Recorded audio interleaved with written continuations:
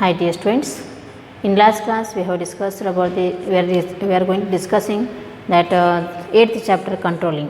So in previous class we have discussed what is the meaning of controlling, definition of controlling and importance of controlling. So today we are going to move to the next concept of controlling, that is limitations of controlling. So students, last class ಅಲ್ಲಿ ನಾವು 8ನೇ ಅಧ್ಯಾಯದ ಬಗ್ಗೆ ಅಧ್ಯಯನ ಮಾಡ್ತಾ ಇದ್ದೀವಿ, ನಿಯಂತ್ರಿಸುವಿಕೆ. So last ಕ್ಲಾಸಲ್ಲಿ ನಿಯಂತ್ರಿಸುವಿಕೆ ಅಂತಂದರೆ ಏನು, ಅದರ ವಾಕ್ಯ ಏನು ಮತ್ತು ಅದರ ಪ್ರಾಮುಖ್ಯತೆ ಏನು ಅಂತ ನೋಡಿದ್ವಿ. ಇವತ್ತಿನ ಕ್ಲಾಸಲ್ಲಿ ಅದರ ಮಿತಿಗಳು ಏನು ಅಂತ ನೋಡೋಣ, ಅಂದರೆ ಅನಾನುಕೂಲತೆ ಕೂಡ ಅಂತ ನಾವು ಹೇಳ್ಬೋದು. ಇಲ್ಲಿ what are the limitations of controlling, are we can say it as a disadvantages of controlling or demerits of controlling. So here let us see what are the limitations of controlling. So controlling is nothing but you have to manage all the things, you have to control over the activities or the employees in the business organization, which is more helpful. With the help of planning you are going to make the controlling. So after planning you are going to move with the controlling process, how the planning is to be implemented, whatever the activities you are going to do, that is to be controlled over the manager. Okay, so let us see what are the limitations. So first limitation, that is difficulty in setting quantitative standards.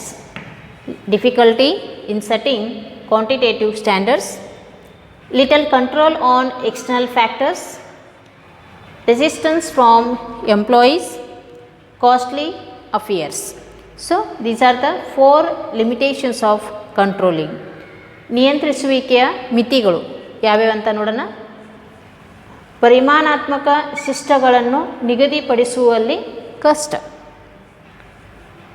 ಬಾಹ್ಯ ಅಂಶಗಳ ಮೇಲೆ ನಿಯಂತ್ರಣವಿಲ್ಲ, ನೌಕರರಿಂದ ವಿರೋಧ, ವೆಚ್ಚದಾಯಕ ಕಾರ್ಯ.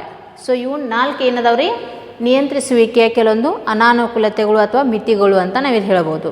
So ಹಾಗಾದರೆ limitations ಏನು ಹೇಳ್ತದೆ ರೀ, ಯಾಕಿದು ಕೆಲವೊಂದು ಸಂದರ್ಭದಲ್ಲಿ ಅನಾನುಕೂಲತೆ ಆಗುತ್ತೆ, why the some of the points are to be considered as an limitations, how the control process is to be having disadvantages.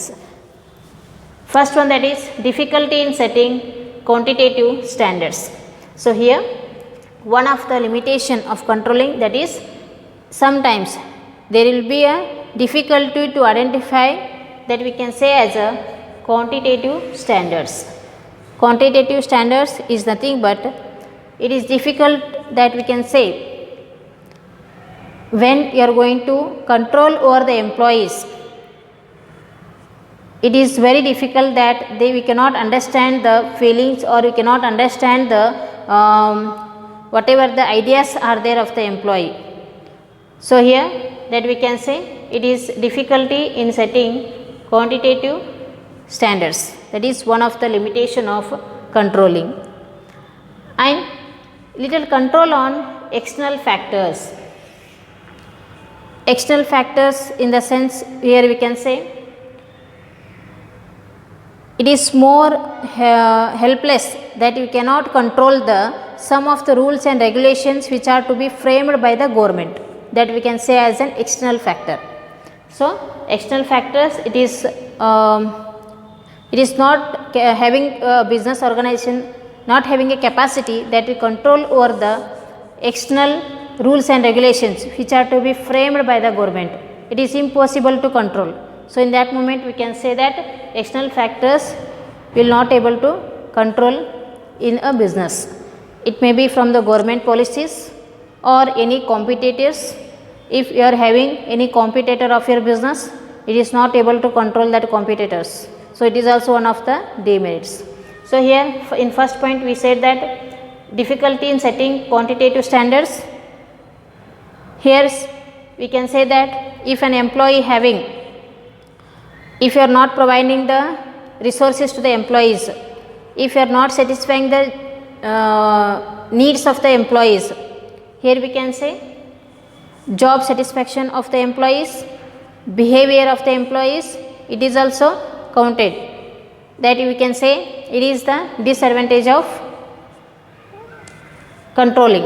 Why? Because if you are not fulfilling the demands of the employees, if they are not understanding, if you are not able to understand the problems of the employees, we can only you are going to control over the employees. In that moment we can say it as one of the disadvantage.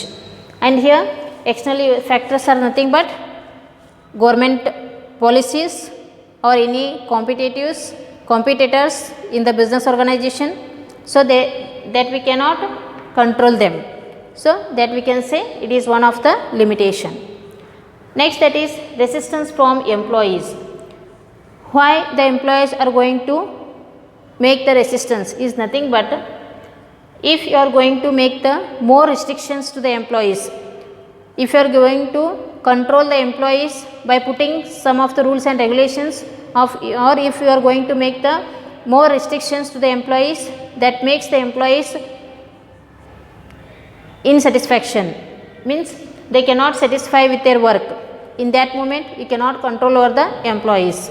So sometimes employees are to be resistance. So resistance from the employees, they can oppose, they can make the opposition of your business organization. When they are going to make the strike, in that moment the business organization will cannot control over them. So that we can say as one of the limitation. Next, that is costly affairs. Costly affairs arises when in business organization, if you are using more technological aspects, if you are using more resources in the business organization, if the expenditures are going to increase by day by day, if the expenditures are going to increasing, in that moment also you cannot control over that. So we can say costly affairs arises in the business organization. When costly affairs are to be arise, in that moment it is we can say it is not able to control over that. So we can say this is also one of the limitation of controlling. First, that is, if you are not focusing on the job satisfaction of the employees, that makes the disadvantage of controlling. If you are not able to control, it is not possible to control over the external factors, means you cannot control over the government policies or any other competitors, which makes as a disadvantage of controlling. And if the employees are going to oppose to the managers or to the administrators, that makes the disadvantage of controlling. You cannot control over the employees when they are going to make the strike.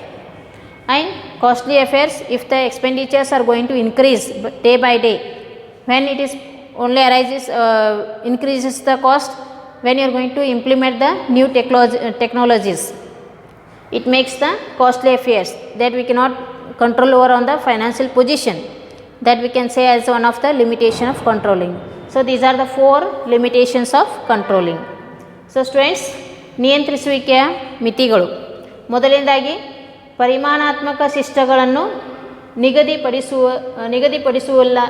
ನಿಗದಿಪಡಿಸುವಲ್ಲಿರುವ ಕಷ್ಟಗಳು. ಅಂದರೆ ಏನು ರೀ, ಪರಿಮಾಣಾತ್ಮಕ ಶಿಷ್ಟಗಳನ್ನು ನಿಗದಿಪಡಿಸುವಲ್ಲಿ ಅಲ್ಲಿರ್ತಕ್ಕಂಥ ಕೆಲವೊಂದು ಶಿಷ್ಟಗಳನ್ನು ನೀವೇನು ಮಾಡಬೇಕಾಗತ್ತೆ ರೀ, ಕಷ್ಟಕರವಾಗುತ್ತೆ ಅಂತ ಹೇಳ್ತೀವಿ ನಾವು. ಯಾಕೆ ಆ ರೀತಿ ಆಗುತ್ತೆ ಅಂತಂದರೆ, ಅಲ್ಲಿರ್ತಕ್ಕಂಥ ಎಂಪ್ಲಾಯೀಸ್ಗೆ ಅವರಿಗೆ ಅವಶ್ಯಕತೆ ಇರ್ತಕ್ಕಂಥ ಸಂಪನ್ಮೂಲಗಳ ಕೊರತೆಗಳನ್ನು ನಾವು ಫಿಲ್ ಮಾಡಲಿಲ್ಲ ಅಂತಂದರೆ, ಅವರನ್ನು ನಾವು ನಮ್ಮ ಅಂಡರ್ದಲ್ಲಿ ಇಟ್ಕೊಳ್ಳಿಕ್ಕೆ ಪ್ರಯತ್ನ ಪಟ್ವಿ ಅಂತಂದರೂ ಕೂಡ ಏನಾಗುತ್ತೆ, ಅಲ್ಲಿ ಮಿತಿಗಳು ಉಂಟಾಗ್ತವೆ ಅಂತ ಹೇಳ್ತೀವಿ. ಸೊ ಅವರಲ್ಲಿರ್ತಕ್ಕಂಥ ಅವರ ಬಿಹೇವಿಯರ್ ಆಗಿರ್ಬೋದು, ಅವರ ನಡವಳಿಕೆ ಆಗಿರ್ಬೋದು, ಅಥವಾ ಅಲ್ಲಿರ್ತಕ್ಕಂಥ ಎಂಪ್ಲಾಯೀಸ್ಗಳ ಒಂದು ನೌಕರಿಯ ಬದ್ಧತೆ ಆಗಿರ್ಬೋದು, ಜಾಬ್ ಸ್ಯಾಟಿಸ್ಫ್ಯಾಕ್ಷನ್ ಅಥವಾ ಹ್ಯೂಮನ್ ಬಿಹೇವಿಯರ್ ಅಂತ ಹೇಳ್ಬೋದು, ಆ ಒಂದು ಪಾಯಿಂಟಿಗೆ ಕನ್ಸಿಡರ್ ಮಾಡಿದಾಗ ಏನಾಗುತ್ತೆ ಅಲ್ಲಿ ನಮಗೆ ಕಷ್ಟಕರ ಆಗುತ್ತೆ ಅಂತ ಹೇಳ್ತೀವಿ. ಸೊ ಆ ಒಂದು ಉದ್ದೇಶಕ್ಕೆ ನಿಯಂತ್ರಿಸುವಿಕೆ ಒಂದು ಮಿತಿ ಉಂಟಾಗುತ್ತೆ ಅಂತ ಹೇಳ್ತೀವಿ. ಒಂದು. ಎರಡನೇದಾಗಿ ಬಾಹ್ಯ ಅಂಶಗಳ ಮೇಲೆ ನಿಯಂತ್ರಣವಿಲ್ಲ. ಬಾಹ್ಯ ಅಂಶಗಳು ಅಂತಂದರೆ ಒಂದು ಬಿಸ್ನೆಸ್ ಆರ್ಗನೈಜೇಷನ್ನ ಹೊರತುಪಡಿಸಿ ಹೊರಗಡೆ ಆಗ್ತಕ್ಕಂಥ ಚಟುವಟಿಕೆಗಳು ಅಂತ ಹೇಳ್ಬೋದು. ಬಾಹ್ಯ ಅಂಶಗಳು ಅಂತಂದರೆ ಇಲ್ಲಿ ಸರ್ಕಾರಿಯ ಕೆಲವೊಂದು ನೀತಿ ನಿಯಮಾವಳಿಗಳಿರ್ಬೋದು, ನಿಬಂಧನೆಗಳಿರ್ಬೋದು, ಅವುಗಳನ್ನು ನಾವು ನಿಯಂತ್ರಿಸುವಿಕೆ ಮಾಡಲಿಕ್ಕೆ ಸಾಧ್ಯ ಇಲ್ಲ, ನಿಯಂತ್ರಣ ಮಾಡಲಿಕ್ಕೆ ಸಾಧ್ಯ ಆಗಂಗಿಲ್ಲ. ಅವು ಗೌರ್ಮೆಂಟ್ ರೂಲ್ಸ್ ಆ್ಯಂಡ್ ರೆಗ್ಯುಲೇಷನ್ಸ್ ಇರ್ಬೋದು, ಅಥವಾ ಇನ್ನಿತರ ಯಾವುದರೆ ಕಾಂಪಿಟೇಟರ್ಸ್ ನಮ್ಮ ಒಂದು ಬಿಸ್ನೆಸ್ಗೆ ವಿರುದ್ಧವಾದಂಥ ಬಿಸ್ನೆಸ್ದವರು ಕೂಡ ಇರ್ಬೋದು, ಅವರನ್ನು ಕೂಡ ನಾವು ಕಂಟ್ರೋಲ್ ಮಾಡಲಿಕ್ಕೆ ಸಾಧ್ಯ ಆಗಂಗಿಲ್ಲ. ಆ ಒಂದು ಉದ್ದೇಶಕ್ಕೆ ನಾವು ಹೇಳ್ತೀವಿ ಬಾಹ್ಯ ಅಂಶಗಳ ಮೇಲೆ ನಿಯಂತ್ರಣ ಮಾಡಲಿಕ್ಕೆ ಸಾಧ್ಯ ಆಗಂಗಿಲ್ಲ. ಅದಕ್ಕೆ ಇದು ಅನಾನುಕೂಲತೆ ಆಗುತ್ತೆ ಅಂತ ಹೇಳ್ತೀವಿ. ನೆಕ್ಸ್ಟ್ ನೌಕರರಿಂದ ವಿರುದ್ಧ. ನೌಕರರ ವಿರುದ್ಧ ಯಾವಾಗ ಆಗ್ತೈತೆ ರೀ?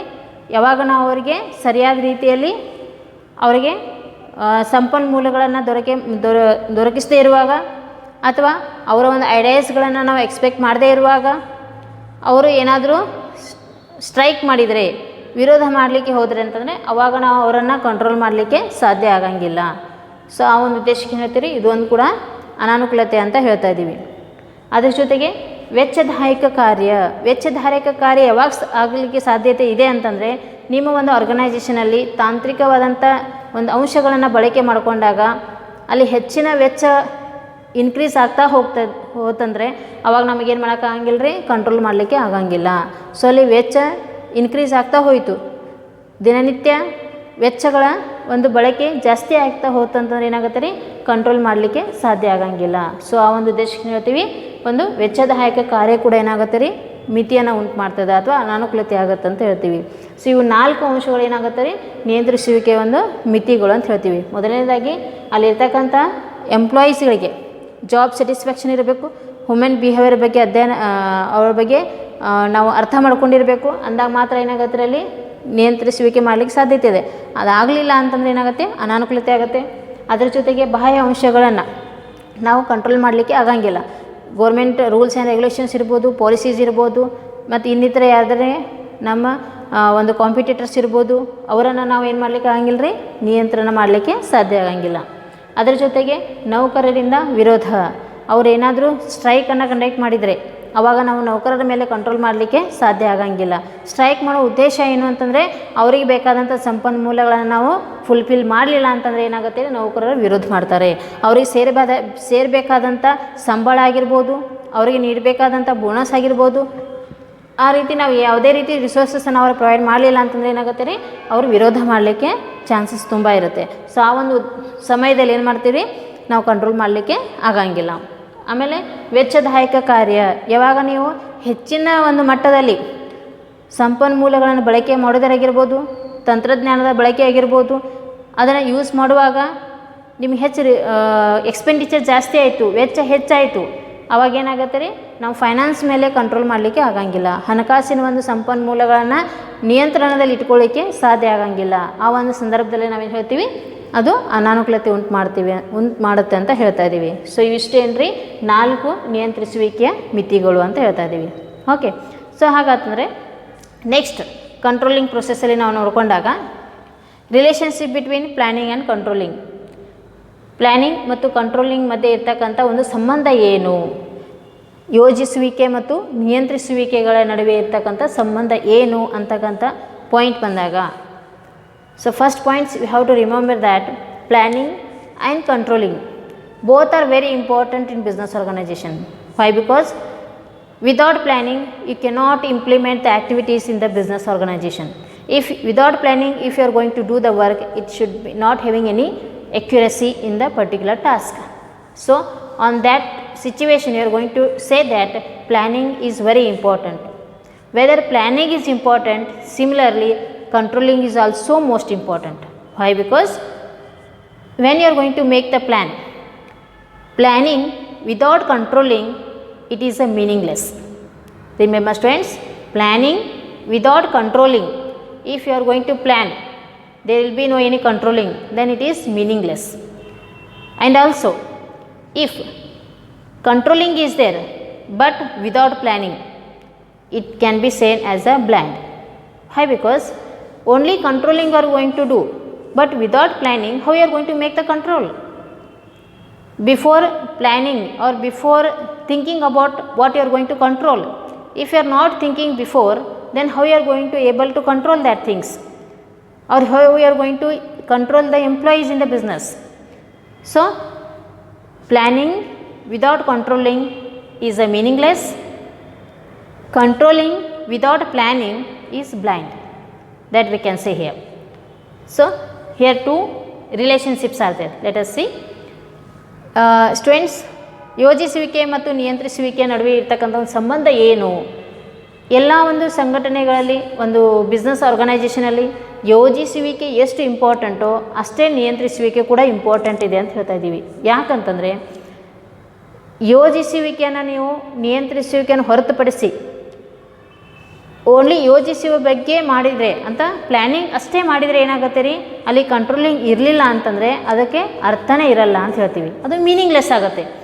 ಯಾಕಂತಂದರೆ ಪ್ಲ್ಯಾನಿಂಗ್ ಮಾಡ್ತೀರಿ ಬಟ್ ಅದನ್ನು ಯಾವ ರೀತಿ ಕಂಟ್ರೋಲ್ ಮಾಡಬೇಕು ಅನ್ನೋದನ್ನು ಯೂಸ್ ಮಾಡಲೇ ಇಲ್ಲ ಅಂತಂದರೆ ಅದಕ್ಕೆ ಅರ್ಥನೇ ಇರಲ್ಲ. So planning without controlling meaningless ಅಂತ ಹೇಳ್ತಾ ಇದ್ದೀವಿ. ಅಂದರೆ ಏನು, ನಿಯಂತ್ರಿಸುವಿಕೆ ಇಲ್ಲದೇ ನೀವು ಯೋಜಿಸುವಿಕೆ ಮಾತ್ರ ಮಾಡಿದರೆ ಅದಕ್ಕೆ ಯಾವುದೇ ರೀತಿ ಅರ್ಥ ಇರಲ್ಲ. ಅದೇ ರೀತಿ ಕಂಟ್ರೋಲಿಂಗ್ ವಿದೌಟ್ ಪ್ಲ್ಯಾನಿಂಗ್, ನಿಯಂತ್ರಿಸುವಿಕೆ ಯೋಜಿಸುವಿಕೆ ಇಲ್ಲದೆ ಬರೀ ನಿಯಂತ್ರಿಸುವಿಕೆ ಅಷ್ಟೇ ಮಾಡಿದರೆ ಅದನ್ನು ನಾವೇನು ಹೇಳ್ತೀವಿ, ಅದು ಬ್ಲ್ಯಾಂಡ್ ಅಂತ ಕರಿತೀವಿ. ಅಂದರೆ ಏನು, ಅದು ಕಣ್ಣಿಗೆ ಕಾಣಿಸೋದೇ ಇಲ್ಲ. ಯಾಕಂತಂದರೆ ನೀವು ಪ್ಲ್ಯಾನ್ ಇಲ್ಲದೆ ಏನಂತ ಕಂಟ್ರೋಲ್ ಮಾಡ್ತೀರಿ, ಅಲ್ಲಿ ಯಾವುದೋ ಒಂದು ಸಿಚುವೇಶನ್ ಇರಲೇಬೇಕಾ. ಮುಂಚಿತವಾಗಿ ನೀವು ಪ್ಲ್ಯಾನ್ ಮಾಡಿದರೆ ಸರಿಯಾದ ಒಂದು ಕ್ರಮದಲ್ಲಿ ನೀವು ಅದನ್ನು ನಿಯಂತ್ರಿಸುವಿಕೆ ಮಾಡಲಿಕ್ಕೆ ಸಾಧ್ಯತೆ ಇದೆ. ನೀವು ಅದನ್ನು ಯೋಜನೆ ಮಾಡಲಾರ್ದೆ ನಿಯಂತ್ರಿಸುವಿಕೆ ಮಾಡಲಿಕ್ಕೆ ಹೋದರೆ ಅಲ್ಲೇನಾಗುತ್ತೆ ರೀ, ಯಾವುದೇ ರೀತಿ ಒಂದು ಎಕ್ಯುರೇಟಾಗಿ ನಿಮಗೆ ಜಜ್ಮೆಂಟ್ ಸಿಗೋಲ್ಲ. ಯಾವ ರೀತಿ ಕಂಟ್ರೋಲ್ ಮಾಡಬೇಕಂತಕ್ಕಂಥ ಒಂದು ಐಡಿಯಾ ಕೂಡ ನಿಮ್ಮಲ್ಲಿ ಬರಲ್ಲ.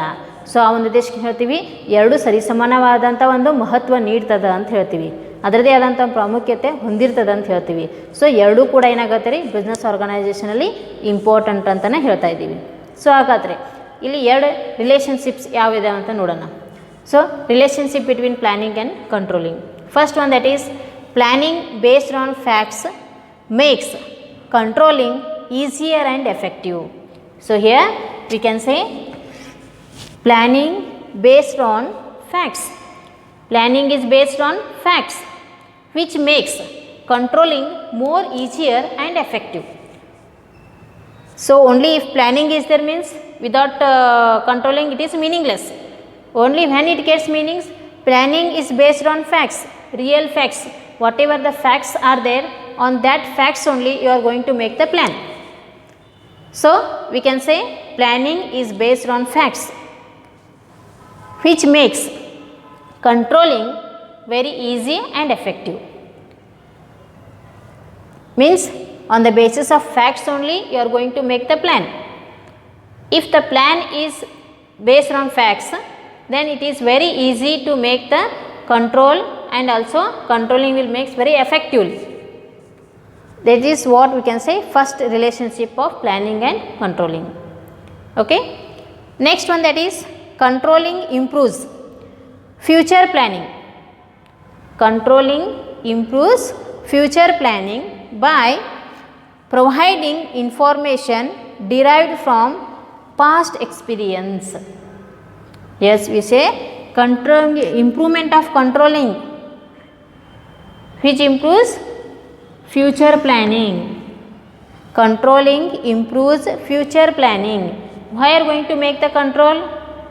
To improve the future planning. Whatever you are going to make the plan for the future, so it helps to improve what? Controlling. Controlling helps to improve the future planning by providing information derived from past experience. It is helpful to improve the future plan only when by providing the information from the past experience. Means whatever you have made the experience in the past years, on the basis of past experience you are going to make the control to improve the future plan.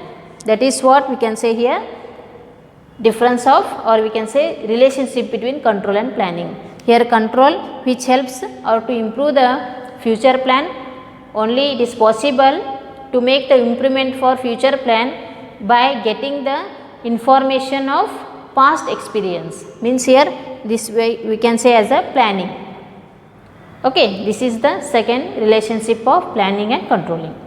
So students, ಇಲ್ಲಿ ನಾವೇನು ಮಾಡ್ತಾ ಇದ್ದೀವಿ ರೀ, ಯೋಜಿಸುವಿಕೆ ಮತ್ತು ನಿಯಂತ್ರಿಸುವಿಕೆಗಳ ನಡುವೆ ಇರ್ತಕ್ಕಂಥ ಸಂಬಂಧ ಯಾವ ರೀತಿ ಇದೆ ಅಂದರೆ, ವಾಸ್ತವಾಂಶಗಳನ್ನು ಅವಲಂಬಿಸಿದ ಯೋಜಿಸುವಿಕೆಯು ವಾಸ್ತವಿಕತೆ ಏನಿದೆ ಅನ್ನೋದನ್ನು ನಾವೇನು ಮಾಡ್ತೀವಿ ರೀ, ಯೋಜನೆಯ ಮುಖಾಂತರ ನೋಡ್ತೀವಿ.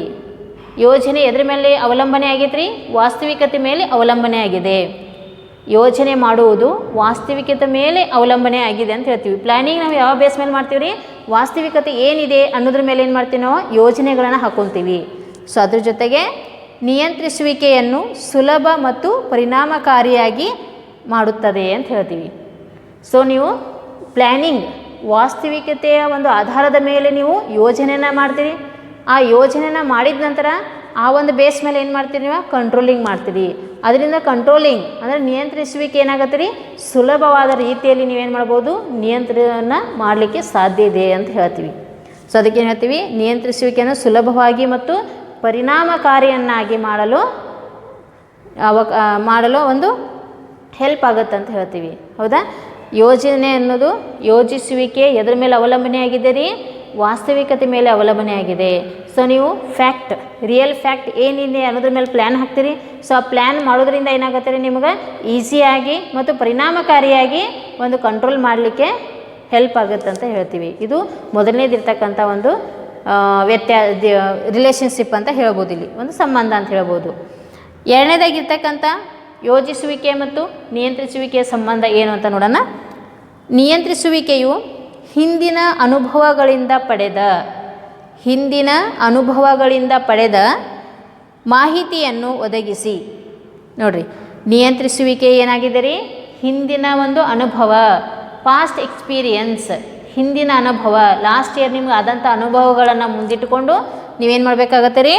ಮಾಹಿತಿಯನ್ನು ಒದಗಿಸಿ ಭವಿಷ್ಯದ ಯೋಜನೆಯನ್ನು ಉತ್ತಮಗೊಳಿಸುವುದು. ಏನಾಗತ್ತೆ ರೀ? ನೀವು ಹೋದ ವರ್ಷ ಆಗ್ತಕ್ಕಂಥ ನಿಮ್ಮ ಒಂದು ಎಕ್ಸ್ಪೀರಿಯನ್ಸ್, ಅನುಭವ ಏನಿದೆಯಲ್ಲ ಅದನ್ನು ಒಂದು ಆಧಾರವಾಗಿಟ್ಟುಕೊಂಡು, ಹೋದ ವರ್ಷದ ನಿಮ್ಮ ಅನುಭವವನ್ನು ಆಧಾರವಾಗಿಟ್ಟುಕೊಂಡು ನೀವೇನು ಮಾಡ್ತೀರಿ? ಮುಂದಿನ ಒಂದು ಭವಿಷ್ಯದ ಯೋಜನೆಯನ್ನು ಹಾಕಲಿಕ್ಕೆ ಸಹಾಯ ಆಗುತ್ತೆ ಅಂತ ಹೇಳ್ತೀವಿ. ಆವಾಗ ನೀವು ಯಾವ ರೀತಿ ನಾವು ಅದನ್ನು ಪ್ಲ್ಯಾನ್ ಮಾಡ್ಬೋದು, ಯಾವ ರೀತಿ ಅದನ್ನು ಕಂಟ್ರೋಲ್ ಮಾಡ್ಬೋದು ಅನ್ನೋದನ್ನು ನೀವು ಯೋಜನೆ ಮಾಡಲಿಕ್ಕೆ ಏನಾಗುತ್ತೆ ರೀ? ಹೆಲ್ಪ್ ಆಗುತ್ತೆ ಅಂತ ಹೇಳ್ತೀವಿ. ಸೊ ಈ ರೀತಿಯಾಗಿ ಏನಾಗುತ್ತೆ ರೀ? ಒಂದು ಯೋಜಿಸುವಿಕೆ ಮತ್ತು ನಿಯಂತ್ರಿಸುವಿಕೆ ಇರ್ತಕ್ಕಂಥ ಸಂಬಂಧ. ಇವು ಎರಡು ಡಿಫ್ರೆನ್ಸ್ ಸಾಕಾಗುತ್ತೆ ರೀ. ಒಂದು, planning is based on facts which makes the controlling more easier and effective, and also controlling improves the future planning by providing information which is derived from past experience. ಒಂದೇನು ಹೇಳ್ತೀವಿ? ವಾಸ್ತವಾಂಶಗಳನ್ನು ಅವಲಂಬಿಸಿ, ವಾಸ್ತವಿಕತೆ ಏನಿದೆ ಅನ್ನೋದನ್ನು ಅವಲಂಬಿಸಿ ಯೋಜಿಸುವಿಕೆಯನ್ನು ಮಾಡ್ತೀವಿ. ಅದರ ಜೊತೆಗೆ ಏನು ಹೇಳ್ತೀವಿ ನಾವು? ನಿಯಂತ್ರಿಸುವಿಕೆಯನ್ನು ಸುಲಭವಾಗಿ ಮತ್ತು ಪರಿಣಾಮಕಾರಿಯಾಗಿ ಮಾಡಲಿಕ್ಕೆ ಸಾಧ್ಯ ಆಗುತ್ತೆ ಅಂತ ಹೇಳ್ತೀವಿ. ಅದರ ಜೊತೆಗೆ ನಿಯಂತ್ರಿಸುವಿಕೆಯು ಹಿಂದಿನ ಅನುಭವನ ಪಡೆದು, ಹಿಂದಿನ ಅನುಭವದ ಒಂದು ಆಧಾರವಾಗಿಟ್ಟುಕೊಂಡು ಯಾವ ರೀತಿ ಯೋಜನೆಯನ್ನು ಮಾಡಬೇಕು ಅಂತ ಗೊತ್ತಾಗುತ್ತೆ. ಅದರ ಜೊತೆಗೆ ನಾವೇನು ಹೇಳ್ತೀವಿ? ಭವಿಷ್ಯದ ಯೋಜನೆಯನ್ನು ಉತ್ತಮಗೊಳಿಸುತ್ತದೆ. ಮುಂದೆ ಬರ್ತಕ್ಕಂಥ ಭವಿಷ್ಯದ ಒಂದು ಪ್ಲ್ಯಾನಿಂಗ್ ಏನಾಗುತ್ತೆ ರೀ? ಉತ್ತಮವಾಗಿ ನೀವು ನೆರವೇರಿಸ್ಲಿಕ್ಕೆ ಸಾಧ್ಯ ಆಗುತ್ತೆ ಅಂತ ಹೇಳ್ತೀವಿ. ಸೊ ಇವು ಯೋಜಿಸುವಿಕೆ ಮತ್ತು ನಿಯಂತ್ರಿಸುವಿಕೆಯ ನಡುವೆ ಇರ್ತಕ್ಕಂಥ ಸಂಬಂಧಗಳು ಅಂತ ಹೇಳ್ತಾ ಇದ್ದೀವಿ. Okay, so here today we have discussed what are the limitations of controlling and relationship of planning and controlling. ಇವತ್ತಿನ ಕ್ಲಾಸಲ್ಲಿ ಏನು ಮಾಡಿದ್ವಿ ನಾವು? ನಿಯಂತ್ರಿಸುವಿಕೆಯ ಒಂದು ಅನಾನುಕೂಲತೆಗಳು ಅಥವಾ ಮಿತಿಗಳನ್ನು ನೋಡಿದ್ವಿ. ಅದರ ಜೊತೆಗೆ ಯೋಜಿಸುವಿಕೆ ಮತ್ತು ನಿಯಂತ್ರಿಸುವಿಕೆ ಇರ್ತಕ್ಕಂಥ ಸಂಬಂಧ ಏನು ಅಂತ ನೋಡಿದ್ವಿ. So in next class we are going to move towards the what are the process of controlling. Okay, thank you.